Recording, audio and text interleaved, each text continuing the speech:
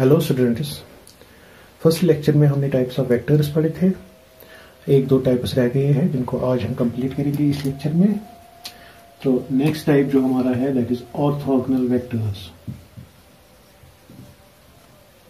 Orthogonal vectors, बेटा orthogonal vectors हम किन वेक्टर्स को कहते हैं? वो वेक्टर्स जो आप एक दूसरे के साथ 90 डिग्री पे हो, परपेंडिकुलर हो। For example, if you have a vector A acting in this direction and vector B perpendicular to it like this, that means angle between A and B अगर 90 डिग्री में रख रहा हूं तो ए और बी क्या कहलाएंगे? Orthogonal vectors. वेक्टर्स जो एक दूसरे के साथ परपेंडिकुलर हो जिनके बीच में एंगल 90 डिग्री हो। जैसे यहां पे अगर वेक्टर ए में ले लो, वेक्टर बी इसके साथ परपेंडिकुलर यहां से ले लो, और वेक्टर सी इन दोनों के साथ परपेंडिकुलर, ये एंगल भी ए के साथ 90 डिग्री, बी के साथ भी 90 डिग्री। तो इन तीन वेक्टर्स को मैं ऑर्थोगोनल वेक्टर कह सकता हूं। तो orthogonal vectors are those vectors which are perpendicular to one another. So this is what the orthogonal vectors are. Now the next type is unit vector. One of the important types of vectors, unit vector. Unit vector हम किसको कहते हैं? Unit vector वो vector है जिसका magnitude 1 हो, magnitude is equal to 1। और ये यूनिट वेक्टर हम यूज करते हैं किसी भी गिवन वेक्टर की डायरेक्शन डिनोट करने के लिए। गिवन वेक्टर की डायरेक्शन जो डिनोट करेगा उसको हम यूनिट वेक्टर कहेंगे। तो यूनिट वेक्टर वो वेक्टर है जिसका मैग्नीट्यूड 1 होगा और जो किसी गिवन वेक्टर की डायरेक्शन डिनोट करेगा उसको हम यूनिट वेक्टर कहेंगे। फॉर एग्जाम्पल, अगर मेरे पास कोई वेक्टर है, वेक्टर ए, और इसकी जो डायरेक्शन है वो अगर मैं ए और उसके ऊपर एक कैप रखूं, हैट जिसको हम कहेंगे या कैप कहेंगे, ये रखूं, तो ये रिप्रेजेंट करेगा unit vector of vector A. A cap is the unit vector of vector A. This is the representation of unit vector, जिसको हम रीड करते हैं, रीड एज ए कैप और ए हैट। अब वेक्टर ए को हम इस तरह लिख सकते हैं, vector A is equal to, इसका कितना मैग्नीट्यूड है वो हम रिप्रेजेंट करते थे मॉडुलस ऑफ वेक्टर ए से। और अब ए की डायरेक्शन जो कौन दे रहा है, ए कैप, इसके साथ ले लेंगे तो ये बन गया हमारा वेक्टर ए जिसका मैग्नीट्यूड ये है और ये दे देगा इसकी direction, modulus of vector A into A cap. क्योंकि इसका मैग्नीट्यूड जो है ए कैप का वो तो 1 है, इसलिए 1 से इस मैग्नीट्यूड को मल्टीप्लाई करेंगे तो ए के मैग्नीट्यूड पे कोई असर नहीं होगा, no change. It only provides the direction of vector A, जिसको हम ए कैप से रिप्रेजेंट करते हैं। तो यूनिट वेक्टर अगर हम कहें तो वो वेक्टर है whose magnitude is 1 and provides the direction of a given vector, जिसको हम यूनिट वेक्टर कहेंगे। तो इसको रिप्रेजेंट कैसे करते हैं? ए कैप से, जिसको हम रीड करते हैं एज ए कैप और ए हैट, रिप्रेजेंटेड बाई ए, ऊपर टोपी पहना दो इसको। अब थोड़ा सा और इसके बारे में बात करते हैं। Let us consider a coordinate axis. X axis में ले रहा हूं, वाई एक्सिस ले रहा हूं और जेड एक्सिस ले रहा हूं। ये तीनों एक दूसरे के साथ परपेंडिकुलर है। लेट अस सपोज दैट जो एक्स एक्सिस है इसकी डायरेक्शन, ये पॉइंट तो ऑरिजिन है, एक्स एक्सिस की डायरेक्शन जो है उस डायरेक्शन को मैं रिप्रेजेंट करूंगा एक यूनिट वेक्टर से जिसको हम कहेंगे आई कैप। तो आई कैप जो है it will represent the direction of x axis, positive x axis. और इसी तरह वाई एक्सिस जो है उसके लिए जो यूनिट वेक्टर हम यूज करेंगे जो वाई एक्सिस की डायरेक्शन हमें दे देगा, I will call that as J cap. और जो जेड एक्सिस है इसके लिए जो मैं यूनिट वेक्टर यूज करूंगा जो z एक्सिस की डायरेक्शन आज के बाद हमें बताएगा, I will call that as k cap. तो I cap, J cap and K cap will represent the directions of x-axis, positive direction of x-axis, positive direction of y-axis and positive direction of z-axis. That is, I cap will represent direction of positive x-axis. Similarly, J cap will represent the direction of positive y-axis,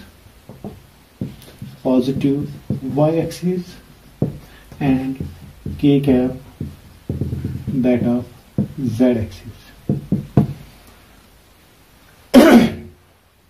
अब अगर हम यहां पे negative x axis ले लें, suppose ये negative Y axis ले लें, लाइक दिस, माइनस वाई लिखूंगा इसको, माइनस एक्स लिखूंगा इसको, और negative Z axis like this. तो यहां पे अगर इसकी direction positive direction I cap से दिखाई तो नेगेटिव डायरेक्शन जो है वो माइनस आई कैप से दिखाएंगे। इसी तरह वाई एक्सिस की पॉजिटिव डायरेक्शन जे कैप से तो नेगेटिव डायरेक्शन माइनस जे कैप से दिखाएंगे। जेड की डायरेक्शन हमने के कैप से दिखाई तो नेगेटिव जेड की डायरेक्शन माइनस के कैप से दिखाएंगे। तो आई कैप, जे कैप एंड के cap will represent the directions of x, y and z axis respectively.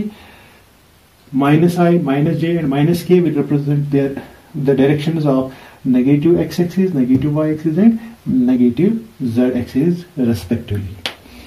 अब as we know the magnitudes of these unit vectors, I भी कहलाता है unit vector along x axis, unit vector along y axis and unit vector along z axis. तो I का magnitude कितना है, since it is a unit vector तो इसका magnitude 1 होगा।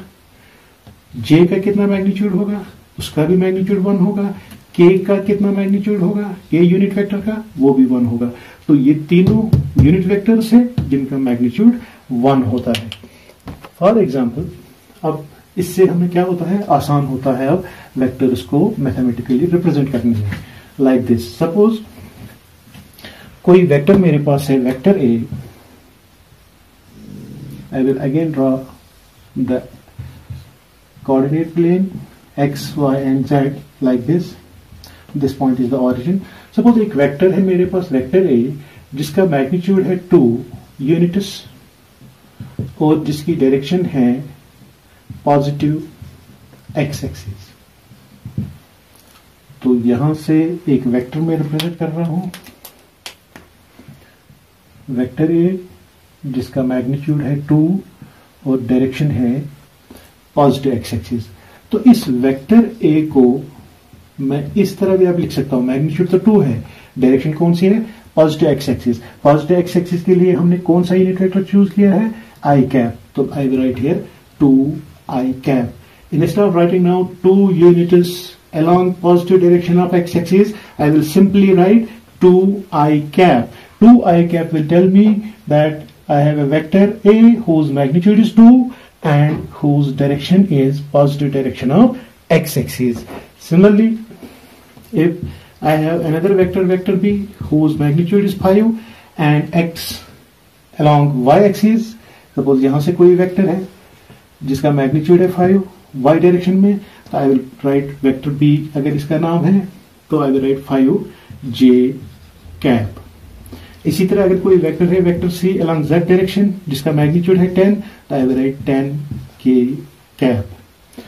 सो that means a vector is equal to 2 I cap, a vector whose magnitude is 2 acting along x axis, positive direction of x axis, vector b whose magnitude is 5 acting along positive direction of z axis, y axis, and vector c whose magnitude is 10 acting along positive direction of z axis. Okay.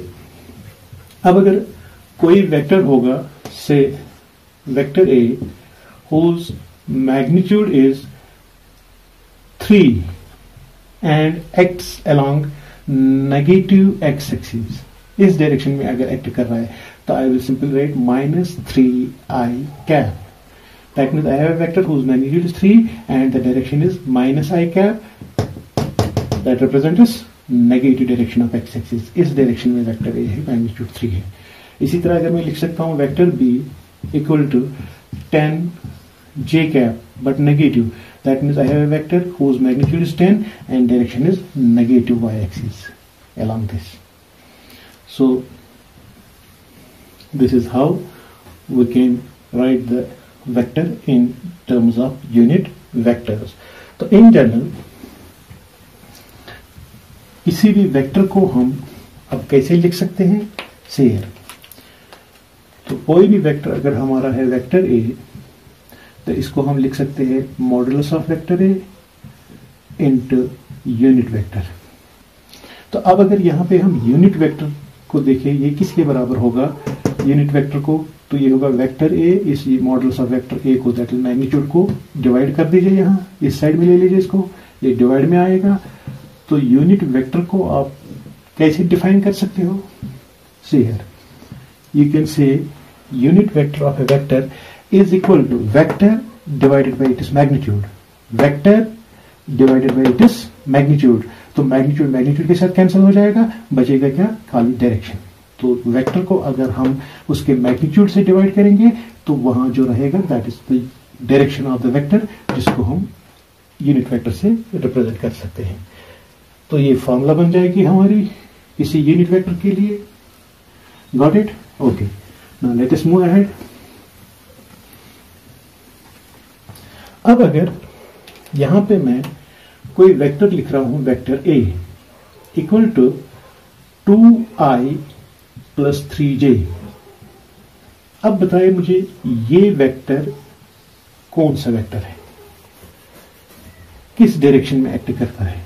I will draw here the respective axis. Say this is x-axis. This is the origin. यहाँ से negative y axis, यहाँ से negative x-axis, and so on. अब अगर ध्यान से इसको देखें तो I have a vector which has 2 units along x-axis. तो origin से मैं 2 units 1 2 units along x-axis जाऊंगा और उसके बाद 3 यूनिट्स y में जाऊंगा 1 2 3 यहां तक y में.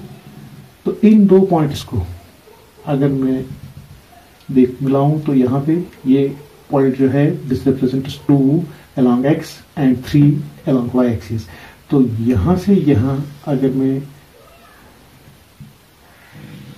ज्वाइन करूं तो ये जो वेक्टर है this is my vector A जो इस डायरेक्शन में एक्ट कर रहा है, जिसको मैं इस तरह रिप्रेजेंट कर सकता हूं 2i प्लस 3j.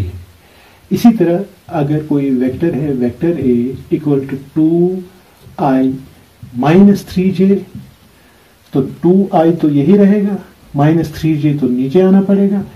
तो हमारा वेक्टर जो होगा वो यहां से होगा 2 units along x minus 3 units along y. तो ये होगा वेक्टर ए तक.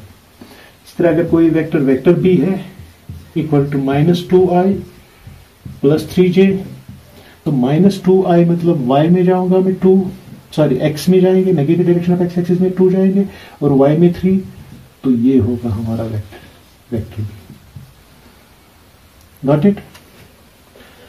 और इसी तरह फोर्थ क्वाड्रेंट में अगर मैं ले लूं कोई vector C minus 2i cap minus 3j cap, तो माइनस 2i कैप यहाँ माइनस 3j कैप यहाँ.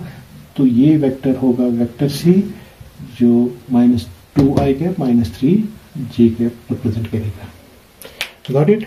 सो this is what the unit vector is and how it will be used to represent different vectors, direction of different vectors. Okay. अब these are all the types of vectors. अब यहां पे हम क्या देखेंगे? Angle between the vectors. Angle between the vectors. Suppose I have two vectors here. Say this is vector A, like this, and I have another vector B like this. तो इन दो vectors के बीच में एंगल कितना है?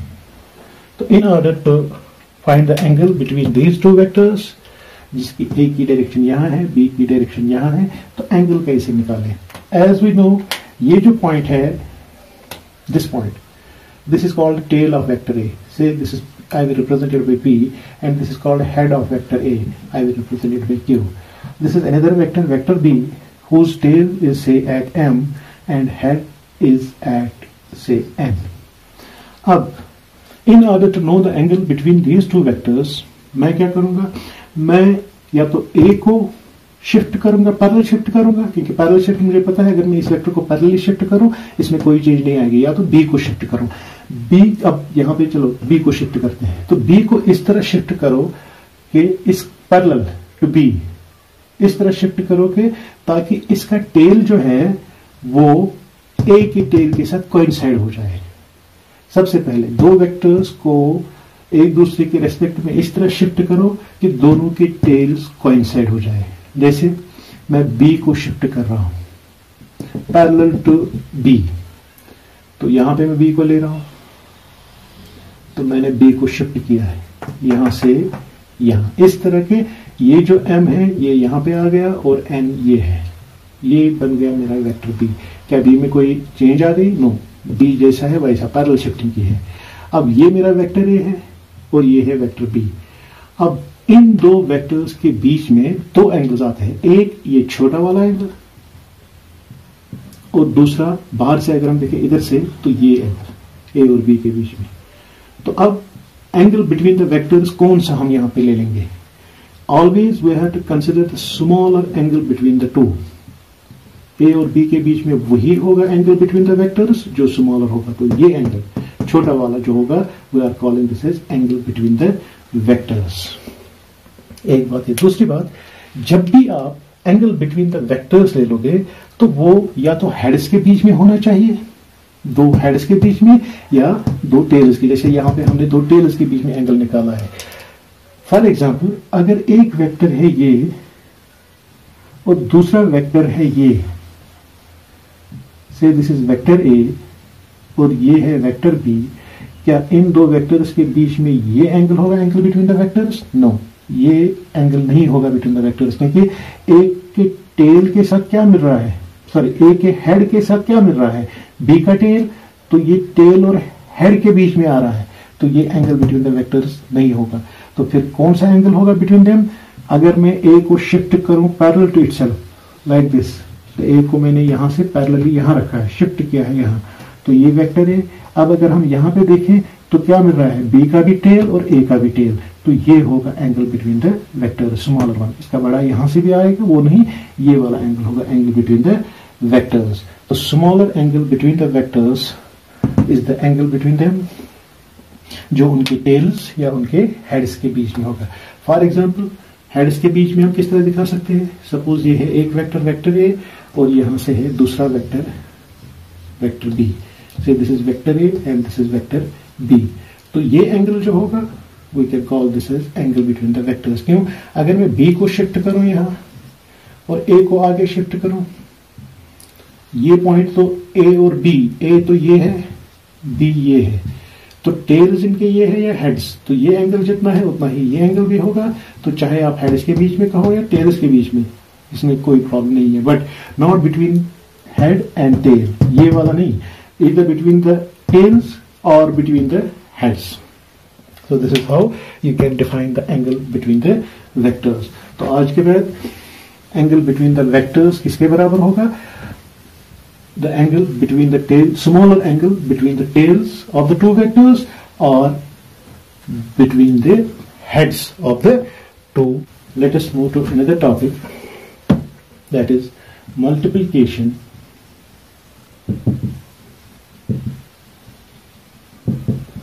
of a vector by a scalar. Multiplication of a vector by a scalar. Scalar means which has magnitude only 2, 3, 4, -2, -5. These are the scalar numbers. अगर हम किसी वेक्टर को किसी स्केलर से मल्टीप्लाई करें। Suppose I have here a vector A represented by P Q. P is the tail, Q is the head. अब अगर मैं इस वेक्टर ए को किसी स्केलर से मल्टीप्लाई करूं, for example I am going to multiply vector A by 2 से मैं इसको मल्टीप्लाई करूं, so I will get a vector 2a vector. What do you mean by 2a vector? That means जब मैंने a को multiply किया है 2 से, तो नया जो वेक्टर बना है उसका मैग्नीट्यूड a से डबल हो गया।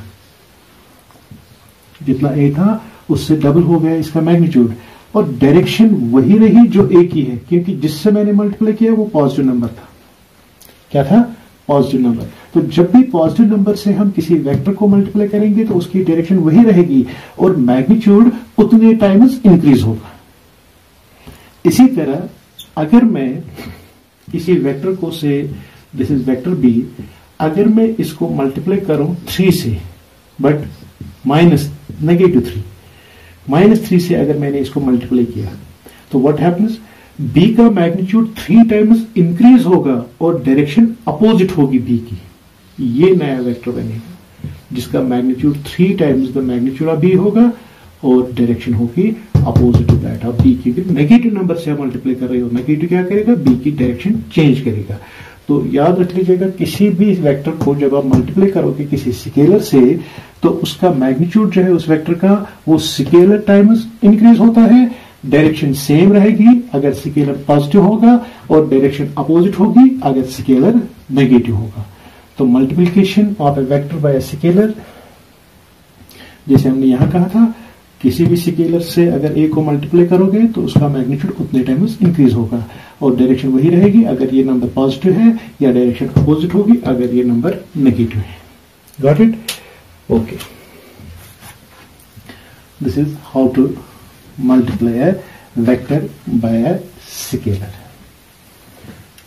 अब आते हैं हम, ये हमारा सारा बेसिक था जो अब कंप्लीट हो गया है। अब हम आते हैं वेक्टर के पहले टॉपिक पे, जिसको हम कहते हैं addition of vectors. How to add vectors. Vector algebra बेटा अब स्टार्ट हो रही है। Addition of vectors. While performing the addition of vectors, we have here two laws, two types of addition, not laws. Laws हम बाद में देखेंगे क्या है, पहले two types of additions है। एक है graphical method to add the vectors, दूसरा है analytical method। पहले हम graphical method स्टडी करेंगे जिसमें कुछ laws हम स्टडी करेंगे, जैसे triangle law of vectors, polygon law and parallelogram law। उसके बाद एनालिटिकल मेथड पे आ जाएंगे, जो पैरेललोग्राम लॉ से ही आ जाएगा एनालिटिकल मेथड, जहां से हम मैथमेटिकल फॉर्मूलाज निकालेंगे, वेक्टर्स को कैसे ऐड करेंगे उन फॉर्मूलाज से। तो टू स्टार्ट विद, पहले हम ग्राफिकल मेथड सीखेंगे क्या है। तो एडिशन ऑफ वेक्टर्स में सबसे पहले ग्राफिकल मेथड हम ले लेंगे।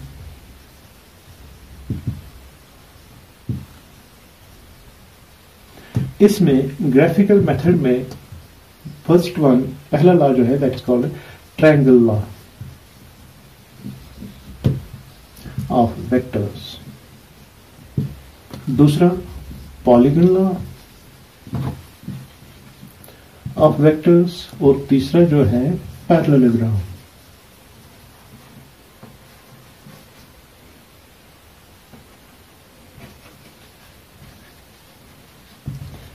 Parallelogram law of vectors. So let us take the first one, triangle law of vectors.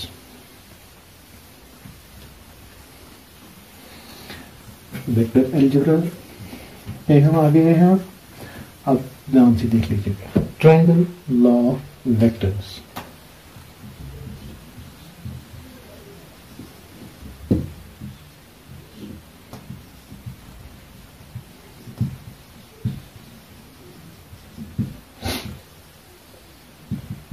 Let us consider two vectors, say vector A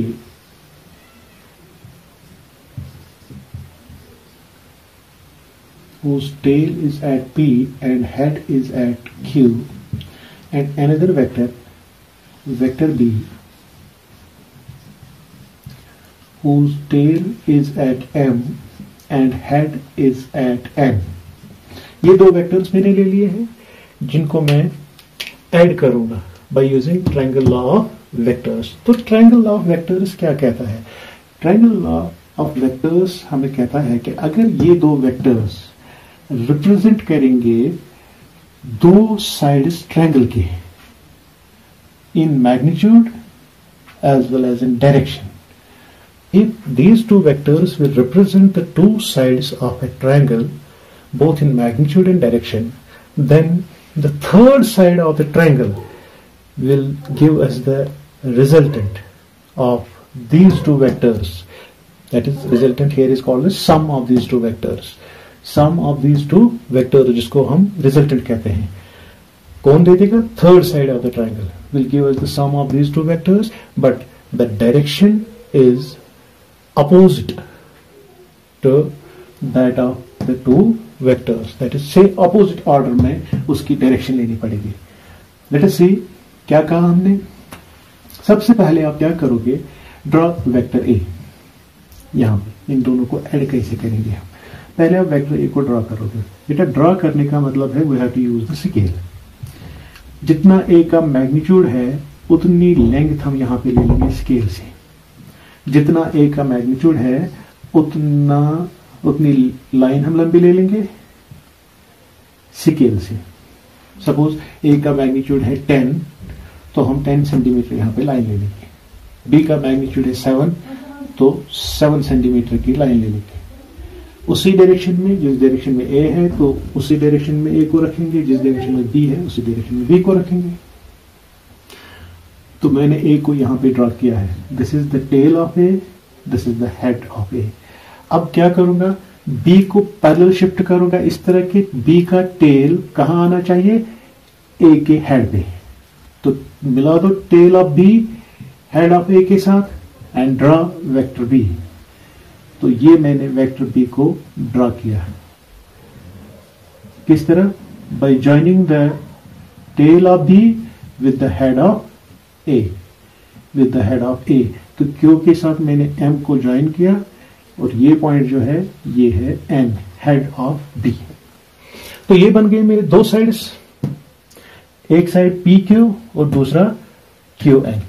अब तीसरा साइड जो ट्रायंगल का है वो ये होगा। अगर मैं पी को एन के साथ ज्वाइन करूं तो this is the third side. अब ये थर्ड साइड जो है इसका ऑर्डर क्या था? पी टू क्यू गए, क्यू से एन गए, एन से पी नहीं, पी से एन जाओ। इस तरह ये जो लाइन होगी पी एन, इसकी जितनी भी लेंथ होगी वो होगा मैग्नीट्यूड ए और बी के एडिशन का, और इसकी जो डायरेक्शन है ये पी टू एन, ये होगी उसकी direction. That means this third side will represent the sum of these two vectors both in magnitude and direction. इस लाइन की लेंथ कितनी है? That gives you the magnitude of a plus b, vector a plus vector b, और इसकी direction जो ये है p to n, that gives the direction. Direction हम यहाँ पे किस तरह कहेंगे? वेक्टर a तो पहले ही हमें पता है इसका मैग्नीट्यूड और इसकी डायरेक्शन, तो वेक्टर a के साथ इसने कितना एंगल बनाया है वो हम मेजर करेंगे। Suppose I will call this angle as alpha.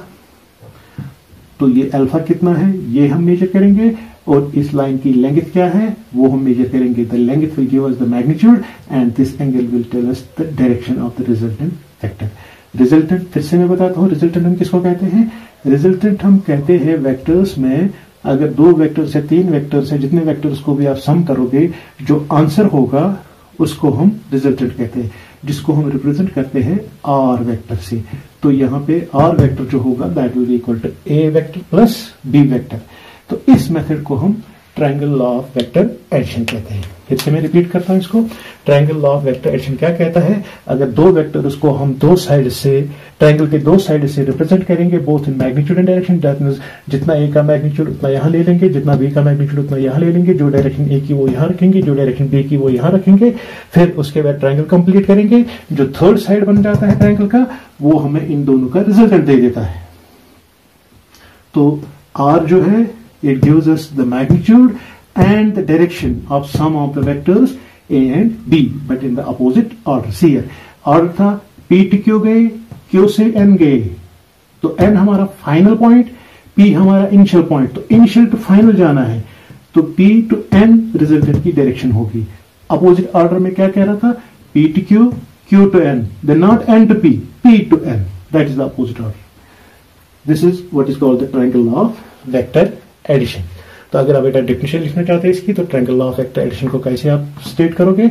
It states that if two vectors are represented in magnitude and direction by two sides of the triangle taken in the same order, then the third side of the triangle gives the magnitude and direction but in the opposite order.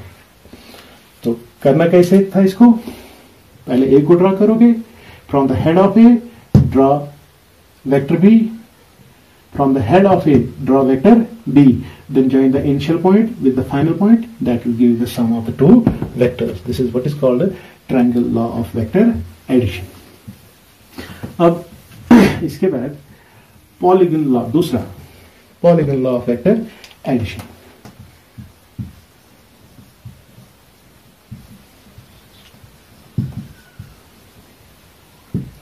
Polygon law of vector या vectors. Polygon law और triangle law में क्या फर्क है. Triangle law में हम दो vectors लेते थे बेटा, कितने, दो. अब अगर दो से ज्यादा वेक्टर्स होंगे तो उनको कैसे हम ऐड करेंगे, तो उनके लिए हम पॉलीगन लॉ यूज करते हैं. क्या, late us suppose that you have the vector here, vector A, you know the magnitude of vector A, you know the direction of vector ए, यहां पे खाली में दिखा रहा हूं. वेक्टर बी सपोज यहां ऐसे, vector C, let us suppose that this is vector C, vector D ऐसे, डिफरेंट डायरेक्शन में डिफरेंट मैग्नीट्यूड के मैंने वेक्टर्स लिए, ए बी सी डी और भी हो सकते हैं, फिलहाल हम इन चार की बात करते हैं. तो ये मेरे पास चार वेक्टर्स हैं जिनको मैं ऐड करूंगा. तो क्या करेंगे, सबसे पहले हम ए को ड्रॉ करेंगे. Draw vector A, late us suppose that जितना ए का मैग्नीट्यूड उतनी लंबी लाइन यहां पे ड्रॉ करो, और जो डायरेक्शन ए की उसी डायरेक्शन में वो लाइन ड्रॉ करोगे आप. तो ये बन जाएगा हमारा वेक्टर ए, जो इसका टेल है से पी, जो इसका हेड है suppose it is called Q. अब उसके बाद बी को पैरेलल शिफ्ट करो इस तरह के, इसका टेल ए के हेड के साथ कोइंसाइड हो, और फिर बी को ड्रॉ करो आप. तो draw vector B from the head of vector A.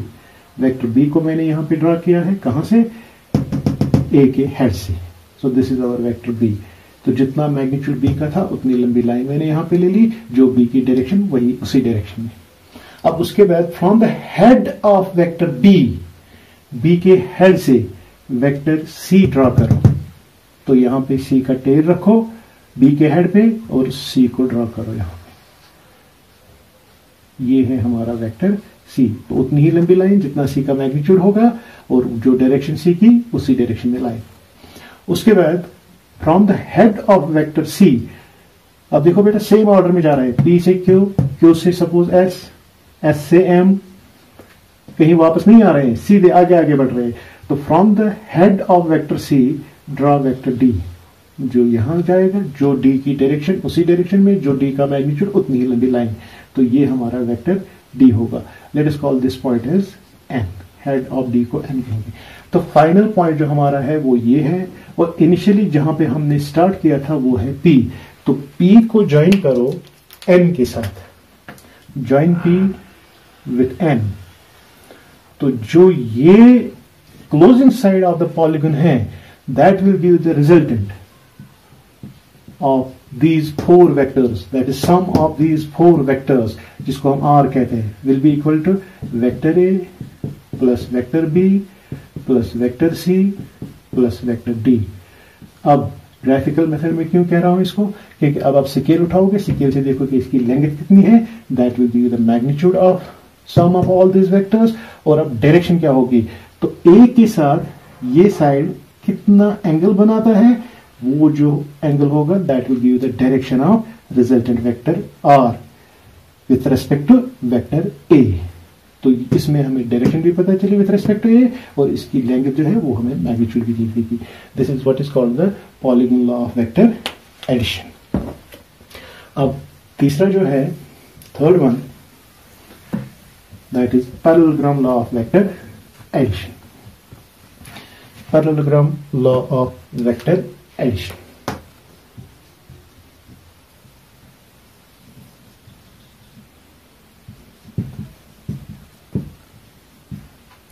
Parallelogram law of vector addition. तो बेटा यहां पे parallelogram law of vector addition में हम क्या करते हैं, दो वेक्टर्स ले लेते हैं, say vector A and vector B. Suppose this is vector A and this is vector B. इन दो वेक्टर्स को हम कोइनिशियल पहले बना देते हैं। जो भी कोई दो वेक्टर्स दिए हो जिनको ऐड करना हो, उनको सबसे पहले आप कोइनिशियल बनाओगे, irrespective of their directions, magnitudes, whatever. Coinitial कैसे बनाएंगे? आसान है, या तो ए को शिफ्ट करो यहां पे पैरेलल टू इटसेल्फ, या तो बी को शिफ्ट करो यहां से यहां पैरेलल टू बी, तो ताकि हम इनको कोइनिशियल बनाएं। या सिंपली यहां पे एक पॉइंट ले लो जिसको हम कहेंगे tail of A, suppose B point, तो ए को ड्रा करो ए की डायरेक्शन में, जो ए की डायरेक्शन है सपोज दिस, तो ये बन गया हमारा वेक्टर ए। तो इसी पॉइंट से बी की डायरेक्शन में वेक्टर बी ड्रा करो, ये बन गया हमारा वेक्टर बी। तो ये वेक्टर ए, ये वेक्टर बी। बी का जितना मैग्नीट्यूड उतनी इस लाइन की लेंथ, बी की जो डायरेक्शन वही इसकी रखी, ए का जो मैग्नीट्यूड उतनी इसकी लेंथ, और ए की जो डायरेक्शन वही इसकी। तो ये दोनों बन गए क्या? कोइनिशियल वेक्टर्स, क्योंकि दोनों के टेल मिल रहे हैं, तो कोइनिशियल वेक्टर्स। अब ये जो दो कोइनिशियल वेक्टर्स है, सपोज इनके बीच में जो एंगल है, स्मॉलर एंगल, ये वाला नहीं, ये वाला स्मॉलर एंगल जो इनके बीच में है वो है थीटा। आगे जाके क्वेश्चन में हमें दिया होगा ए वेक्टर, बी वेक्टर और इनके बीच में इतना एंगल है, लेकिन यहाँ पे जनरल केस हम ले रहे हैं। तो ये दो कोइनिशियल वेक्टर्स हमने बना दिया है इनको, जिन दो वेक्टर्स को हमें ऐड करना है by using parallelogram law of vector addition. तो हम क्या करेंगे अब, from the head of B we will draw a line parallel to vector A like this। एक लाइन ड्रा कर रहा हूं मैं parallel to vector A, और from the head of A और एक लाइन ड्रा कर रहा हूं parallel to vector B। यहां पे ये दोनों मिल गए हैं। तो बेटा जरा आप ध्यान से देखो, जब आपने ये लाइन ड्रा की है A के पैरेलल, तो क्या ये वेक्टर A को नहीं रिप्रेजेंट करेगा? तो ये भी हमारा वेक्टर A होगा।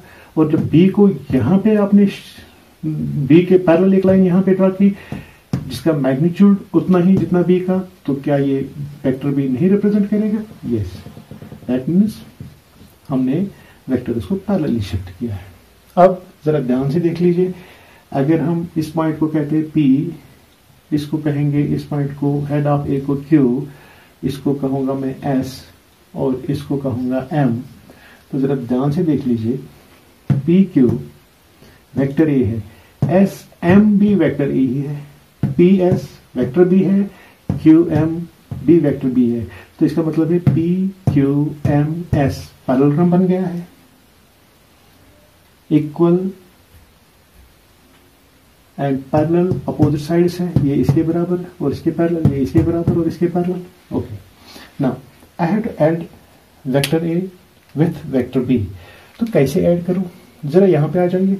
P Q is vector A, Q M is vector B. जरा देख लीजिए, क्या ये दो साइड ट्रायंगल के नहीं है? अगर मैं पी को एम के साथ ज्वाइन करूं, पी को एम के साथ अगर मैं ज्वाइन करूं और डायरेक्शन दिखाऊं पी टू एम, इतना मैं इसकी बात कर रहा हूं। क्या ये ट्रायंगल लॉ ऑफ वेक्टर नहीं है? A vector plus B vector किसके बराबर होगा? Third side of the triangle which is R equal to vector A plus vector B, vector A plus vector B.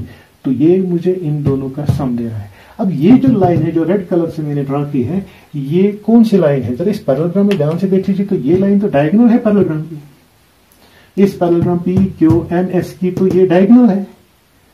तो आज के बाद अगर मैं इस तरह भी देखूं कि अगर दो वेक्टर्स कोइंशियल हो और उनके बीच में एंगल हो थीटा लेस देन 90 डिग्री, तो उन दो वेक्टर से अगर मैं पैरेललोग्राम कंप्लीट करूं और उस पैरेललोग्राम की अगर मैं ये डायगोनल ले लूं which is contained by the two vectors, ये वाली डायगोनल, क्योंकि और एक डायगोनल होगी ये वाली, ये नहीं, ये diagonal which contains the two vectors, तो ये डायगोनल मुझे क्या देती है, resultant of the two vectors. Got it, which is called the parallelogram law of vector addition. Graphical method है ये. Graphically you have to draw vector A and vector B, but placing these two vectors should be coincidental, जैसे मैंने यहाँ पे दिखाया है. तो then complete the parallelogram. उस पैरेललोग्राम की जो ये डायगोनल होगी, that diagonal gives us the magnitude and direction of resultant vector. अब इसकी डायरेक्शन क्या है इस रिजल्टेंट वेक्टर की, ये कितना एंगल ए के साथ बनाता है. Let us suppose that it makes an angle alpha with vector A, तो डायरेक्शन होगी alpha angle with vector A. और if it makes an angle beta with vector B, तो डायरेक्शन होगी बीटा विथ वेक्टर बी, जो R की direction में discuss कर रहा हूं. तो इस एंगल को अगर आप अल्फा कहोगे तो मैं कहूंगा आर का मैग्नीट्यूड होगा इस लाइन की लेंथ, और आर की डायरेक्शन अल्फा है विथ रेस्पेक्ट टू ए, और यहां पे कहूंगा बीटा है विथ रेस्पेक्ट टू डी. अब अगर ए का मैग्नीट्यूड ज्यादा है, बी का कम है, तो अल्फा कम होगा, बीटा ज्यादा होगा. ये एंगल कम होगा, ये एंगल ज्यादा होगा. अगर बी का ही मैग्नीट्यूड ज्यादा है और ए का कम होगा, तो ये एंगल कम हो सकता है, ये ज्यादा हो सकता है. दैट मीन्स आर उसी की तरफ जाएगा जिसका आर की इंक्लिनेशन ज्यादा उसी की तरफ रहेगी जिसका मैग्नीट्यूड ज्यादा होगा. Got it. So this is what the parallelogram law of vector addition is. अगर इसको स्टेट करेंगे तो स्टेट कैसे करेंगे, तो स्टेट हम इसको इस तरह करते हैं. If two vectors are represented in magnitude and direction by two adjacent sides of a parallelogram, then the diagonal of the parallelogram containing the two sides will give you the magnitude and magnitude and direction of the resultant vector. Got it? Thank you.